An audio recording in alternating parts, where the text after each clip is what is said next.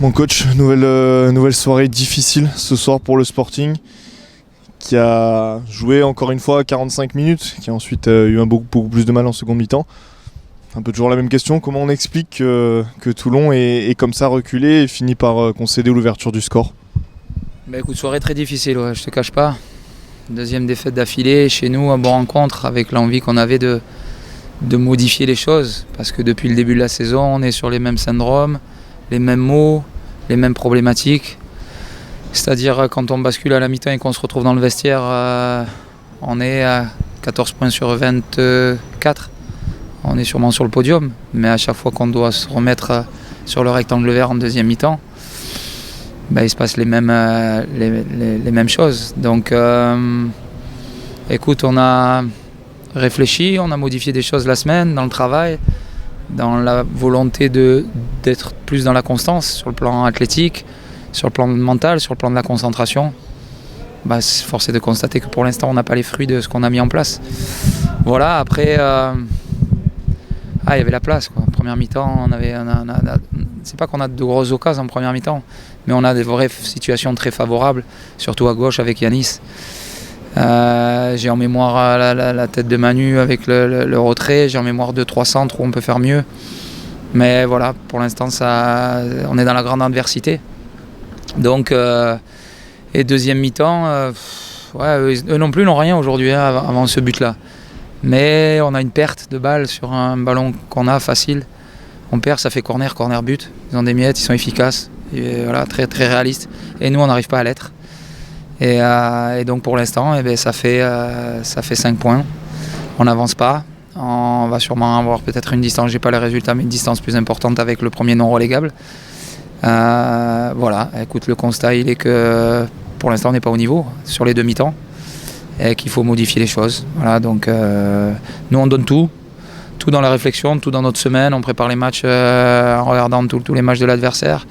On pense mettre ce qu'il y a de mieux sur le terrain en termes de je pense qu'on les a tous essayés, les joueurs, quasiment sur l'effectif. Même quelquefois on nous dit de trop changer, mais quand tu as 30 joueurs à l'entraînement et que tu ne gagnes pas les matchs, tu ne vas pas leur expliquer qu'il faut perdurer dans la même compo.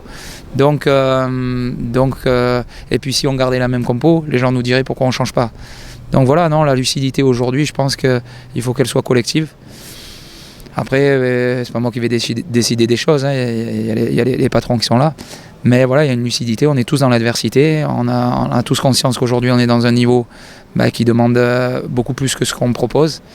Et que le choix qu'on a fait est d'avoir de la patience avec les profils qu'on a pu prendre des joueurs aujourd'hui qui ne sont pas obligatoirement confirmés en National 1. Mais aujourd'hui, on est en difficulté. Donc moi, je suis un mec qui est très optimiste. Toujours avec l'adversité, ça fait 14 ans que j'entraîne, je la connais. Voilà, là, il n'y a que le travail qui fait ça. Le travail, la sérénité, la confiance, la remise en question, l'humilité, pour ressortir de ces périodes-là. D'autres clubs que nous l'ont fait.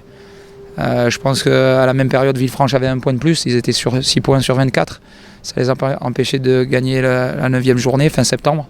Et puis après, d'amorcer des choses beaucoup plus positives. Et surtout de faire une deuxième partie de saison qui leur a permis d'avoir 42 points. Donc écoute, nous en tout cas, on est dans cette dynamique-là, on ne lâchera pas. Après, comme je t'ai dit, les joueurs, ils essaient de donner tout, mais ça ne suffit pas. Donc, écoute, et c'est moi qui l'initie, hein, si les gens estiment qu'aujourd'hui la responsabilité est uniquement du staff, acte, voilà, je prends acte, il n'y a pas de souci. Mais nous, en tout cas, dans notre rôle est très professionnel, on sera là lundi pour continuer et aller chercher un résultat à Créteil. Je suis un peu...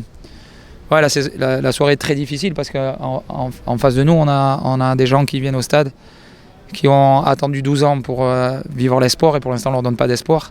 Et surtout, jusqu'à la dernière minute, ils sont derrière nous. Donc il faut qu'on soit capable dans les prochains week-ends de leur offrir autre chose. Mais voilà, donc force à nous de ne pas lâcher, de tout donner. Et voilà, sur ça, il faut avoir confiance en nous et poursuivre. Justement, Créteil qui est lui aussi un promu, qui pour l'instant cartonne plutôt bien en national. Qu'est-ce qui va se passer lundi? Est-ce qu'il va y avoir une remise en question du groupe? Vous allez parler à vos joueurs? Vous allez leur essayer d'avoir un électrochoc vis-à-vis d'eux, même si, comme vous l'avez dit, ils donnent leur maximum sur le terrain? Bah écoute, il faudrait que tu leur poses la question aujourd'hui ici, mais c'est eux qui ont donné les réponses cette semaine. Les réponses, elles étaient surtout mentales. Elles étaient ne pas se fragiliser, rester déterminé, rester lucide, être juste, être plus fort dans les 2 zones de vérité sur le deuxième acte. Et voilà, huitième étape, on a toujours du mal dans les derniers kilomètres de l'étape, on se fait larguer. Donc écoute, eux, c'est des mecs en qui moi je pense qu'ils lâcheront jamais, parce que c'est dans leur ADN. Nous on lâchera jamais, et puis après adviendra ce qu'adviendra, voilà. Mais le travail, dans ces cas-là, il n'y a qu'une chose qui peut te sortir de cette grande adversité, c'est le travail. Il n'y a que ça. Le travail, la remise en question, la réflexion, il n'y a que ça. Il n'y a rien d'autre qui peut te faire sortir. Tous les gens qui sont retrouvés dans cette difficulté, ça passe par là. Voilà. Donc on va, oui, encore plus échanger et trouver des solutions. Voilà, trouver des solutions. Malgré tout ça, vous avez, vous le sentez, l'équipe, vous personnellement, mais aussi l'équipe, un grand soutien, vous l'avez dit, de la part des supporters. Alors bien sûr, il y aura toujours des critiques, mais on sent que les supporters sont derrière cette équipe et on sent qu'ils ont conscience aussi que la nationale, c'est plus la nationale 2. C'est important, ça vous touche aussi de sentir qu'il y a du monde derrière vous, malgré les résultats qui sont très compliqués? Parce qu'effectivement, si tu vois, on a vécu quand même quelque chose il y a quelques semaines, quelques jours, quelques mois forts. Donc ils voient bien qu'on ne triche pas, ils voient bien qu'on donne tout ce qu'on peut donner. Mais que pour l'instant, on n'a pas les bonnes solutions, on n'a pas le bon médicament, voilà, donc écoute, après, je pense que c'est les plus lucides. Ils voient aujourd'hui que Mama Seibou essaie de donner le meilleur de lui-même, que Momo Chanoun essaie de donner le meilleur de lui-même, que Kenny Moulé essaie lui-même, que Manu essaie, que Morgan, mais qu'aujourd'hui, voilà, on sent que pour l'instant, ça ne suffit pas. Donc écoute, voilà, moi j'ai qu'un mot, à remercier le staff, les joueurs, ils voient bien tout ce qu'on peut donner. Voilà, après, on n'est pas dupes, hein, on a de l'expérience, 14 ans, on sait que dans cette période-là, il y a des gens qui peut-être, eux, ceux qui ne sont pas sur le terrain, vont profiter de la situation. On sait aujourd'hui que beaucoup nous reprochent que les choix ne sont pas bons.